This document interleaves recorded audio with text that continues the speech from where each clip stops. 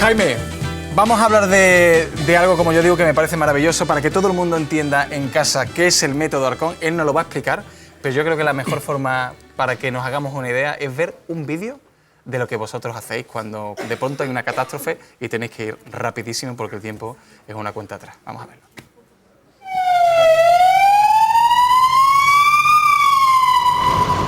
Venga a trabajar, Arita. Venga, chica, a trabajar. Venga a trabajar, chica. Venga a trabajar.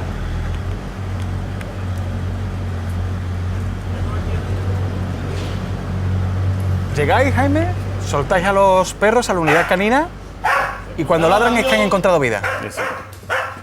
Preparado para aviso, equipo de escombro. ¿Me han recibido? Decidme vosotros, ¿podéis hacer? 1, 2, 3. 1, 2, 3. Esto que estamos viendo, Jaime, es un simulacro, pero efectivamente esto hay que entrenarlo. ¿Qué hacen tus perros? Que la gente piensa que no hacen otros perros. ¿Qué es el método Arcón y qué te diferencia? Hemos visto que para empezar la autonomía, ¿no? Yo he visto cuando hay una catástrofe que normalmente van, ¿no?, los agentes con el animal y lo llevan ellos. Aquí... Sí, lo cierto es que, Roberto, se requieren más de 800 horas docentes para conocer, para saber mínimamente, de una forma mínimamente suficiente, lo que es la dinámica de aplicación del método Arcón.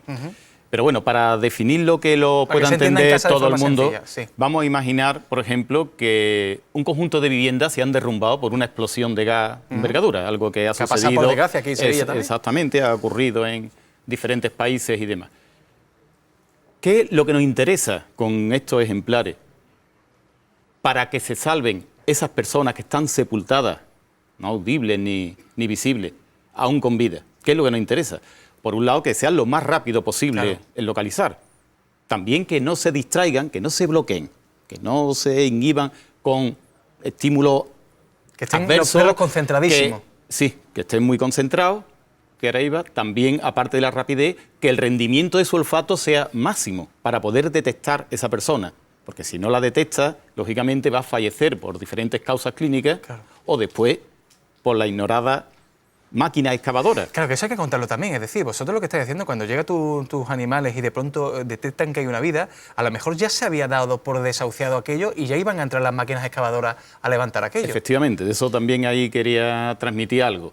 También el interés, la motivación, para que nos entendamos. O sea, en esta definición del método Arcón, necesitamos que ese ejemplar tenga interés, esa motivación, sin que sea recompensado, derrumbe tras derrumbe, en realizar la búsqueda, manteniendo esa concentración. Y ahora explicaré un poco el porqué de esa concentración, de centrar esa atención con intensidad en captar esa molécula. Bueno, pues eso es lo que el método Arcón, a eso es a lo que dio respuesta. En el mundo existe el sistema tradicional y el método Arcón.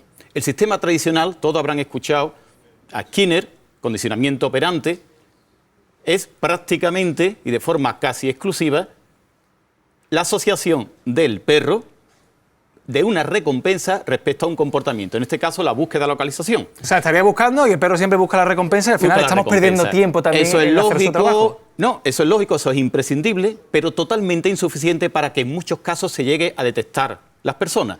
En el momento, yo compruebo que en el momento que se minimiza el olor, que ya es menor, no detectan simplemente con esa asociación. Por eso abordé todos estos años, porque quería optimizar el que quería yo mejorar, no solo mejorar, sino llegar al punto de optimizar, de llegar a lo máximo. Jaime, hay una cosa que yo quiero que se explique para que quede clara. Es decir, tus perros, al final, cuando... O sea, el método Arcón, no hablo de tus perros, tus ejemplares, como tú le llamas, del método Arcón. Sí. ¿Cómo lo detectan? Es decir, a lo mejor una persona puede llevar allí 3, 4, 5 días, tenemos casos y un titular que podemos ver, ¿no?, de una persona que se rescató en Turquía, que llevaba 4 días y medio debajo de los escombros. Sí. ¿Qué detecta? ¿Una energía, un movimiento, un sonido? Sí. Ellos reaccionan, si esto es genérico, tienen que asociar un olor. Lógicamente, ese olor ellos van cribando, discriminando en el aire, y cuando perciben ese olor van a reaccionar ante él. Ese olor tiene una serie de gases, sulfuro de hidrógeno, metano, etano, que vienen del aparato digestivo, respiratorio y demás, Eso es lo que memorizan para persona con vida. Si queremos que reaccione señalizando cadáveres, pues tenemos que realizar esa asociación con cadáveres. Esto es genérico. Pero como iba a comentar, ¿qué es lo que quería? Para que existiera esa motivación. Hablamos de una motivación con una durabilidad en el tiempo, no una motivación fugaz como ocurre en el simple condicionamiento operante. Que vayamos a un desastre y el primer día, el segundo, el tercero, ni siquiera actúa como límite su umbral de fatiga. Está fatigado y ya vemos que él sigue intentando captar en el aire, pero ahí retiramos al ejemplar. No forzado en absoluto, de forma natural. Para eso, las técnicas innovadoras Método Arcón, asociadas a un proceso formativo específico, hacen que durante la operación de búsqueda, ese ejemplar que va autónomo al 100%, pero autónomo, eso compatibilizado con la conducta de trabajo. Nunca se despista un ejemplar, ni siquiera la adversidad le turba la concentración. Ellos son los únicos que trabajan en total oscuridad en espacios confinados y demás. Es increíble, Jaime. Yo quiero que, a ver, lo digo para que veamos también la tensión que vivís vosotros, porque tú no estás en todos los puntos del mundo donde ocurre una desgracia. Ojalá, ¿no? Formas a mucha gente con tu método.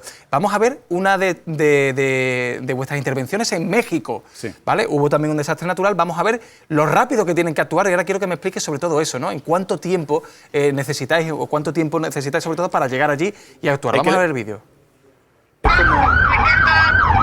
Abran paso, abran paso.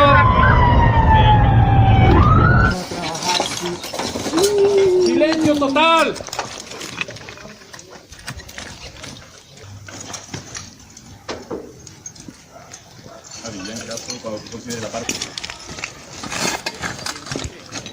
Él va trabajando sin indicaciones del guía. ¿Qué es lo que ocurre? Al tener esta autonomía, el perro no tiene expectativa de apoyo, verbal ni física, por lo tanto se puede concentrar más en captar las moléculas.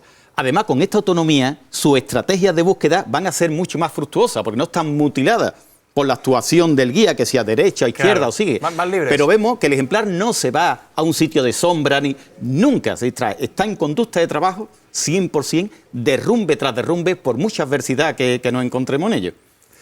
Se ha llegado hasta ese extremo con los ejemplares Método Arcón. No solamente estamos diciendo que salvan vidas en desastres naturales, sino también minas antipersonas. Efectivamente. Vamos a ver todos los países del mundo donde se ha puesto en práctica el Método Arcón.